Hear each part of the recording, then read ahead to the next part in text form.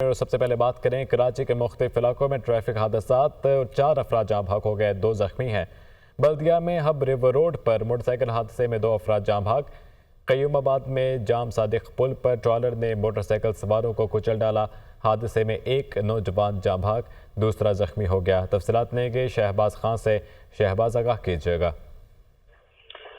जी बिल्कुल, कराची के मुख्तलिफ इलाके हैं जहाँ पर ट्रैफिक हादसात के नतीजे में 4 अफराद जाँ भाग जबकि 2 अफराद जो है वो जख्मी हो गए। बल्दिया हब रिवर रोड विलायत शाह मज़ार के करीब बाइक स्लिप हो गई होने से जो है उस पर सवार 2 अफराद जाँ भाग जबकि एक जो है वो जख्मी हो गया। जाँ भाग अफराद में कायम और शहबाज शामिल हैं जबकि जख्मी की शिनाख्त हसन के नाम से हुई है जिसका इलाज जारी है। दूसरी जानिब कयूमाबाद जाम सादिक पुल पर ट्रॉलर की मोटरसाइकिल को टक्कर है।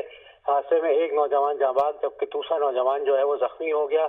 जाँ भाग नौजवान की शिनाख्त राज जख्मी के लेवन के नाम से जो है वो हुई है।